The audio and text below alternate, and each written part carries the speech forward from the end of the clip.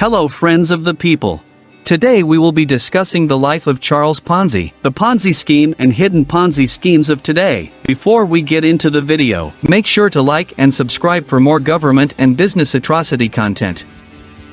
This video is incredibly important and relevant as we've seen an uptick of get-rich-quick schemes and business coaching schemes on YouTube and other platforms across the internet. In short, many creators make the promise of extreme financial gains and sell you a course to share how they got rich, where in reality they are getting rich off of the viewership and the purchasing of the courses that they are selling. Tai Lopez was the first mainstream example of these modern schemes. However, countless disciples have followed his business model. The best way to avoid these deceptive practices and hold on to your hard-earned money is to understand what these schemes are and to seek education on these schemes. So without further ado, let's discuss the life and reputation of con artist Charles Ponzi. He was an Italian-born and raised man who rose to prominence in North America as a con artist in the early 1920s by purchasing reduced postal reply coupons in other nations and redeeming them at face value in the US as a kind of arbitrage. He promised clients a 50% profit within 45 days or a 100% profit within 90 days. Actually, Ponzi paid earlier investors by using their later investors' investments. Even though Ponzi did not originate this particular fraudulent investment scam, the term Ponzi scheme has come to refer to it because of how closely it has been associated with him. Before it fell apart, his operation had been operating for almost a year, costing his investors $20 million. Ponzi went to Montreal, Quebec, Canada in 1907, after struggling for a while in the US, and took a job as an assistant teller at the newly established Banco Zerossi, a bank founded on St. Jacques Street by Luigi Louis Zerossi to serve the influx of Italian immigrants moving into the city. Zukov claims that Ponzi's winning charm and fluency in English, Italian, and French at this point helped him land the position at Banco Zerossi. Ponzi originally learned about the robbing Peter to pay Paul plan while working at Banco Zerossi, which subsequently would be called a Ponzi scheme. Zerossi was expanding quickly because it offered bank deposits at 6% interest, which was double the market rate at the time. In the end, Ponzi became a bank manager. He then learned that Zerossi was supporting the interest payments not with profits from investments but rather with money deposited in recently opened accounts, and that the bank was in serious financial problems as a result of faulty real estate loans. When the bank eventually went under, Zerossi fled with a sizable sum of the funds and went to Mexico. Ponzi decided to stay in Montreal, where he assisted Zerossi's abandoned family for a while making plans to move back to the US and start afresh. Being destitute, Ponzi found this to be quite challenging. When he finally entered Canadian warehousing, a former Zerossi client, he pretended to be Damien Fournier, a director of the business, and wrote himself a check for $423.58 in a checkbook he found. Just after the fake check was cashed, Ponzi was confronted by police who had noticed his high outlays. He stuck out his wrist and stated, "I'm guilty."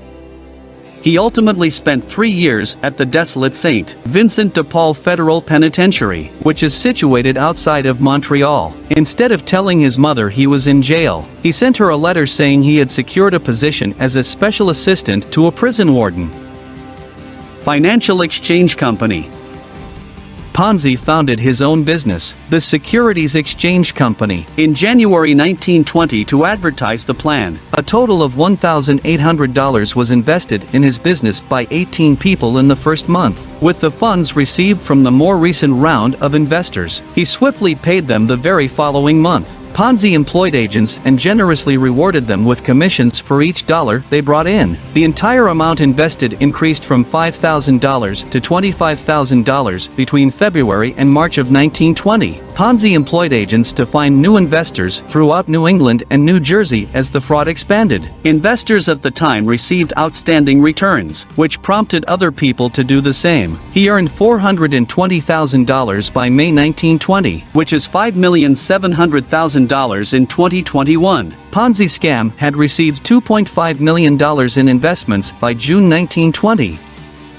which is $34 million in 2021. He was earning $1 million per week and increasing by July. He was approaching $1 million every day by the end of July. The Ponzi scheme's impossibility.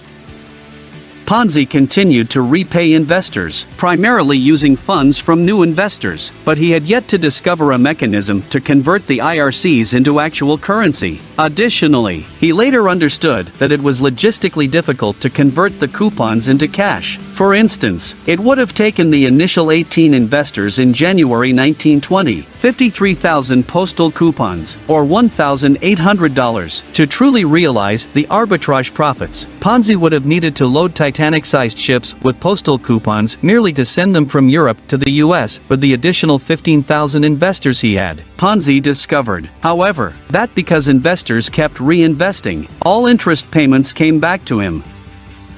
Failure of the plan.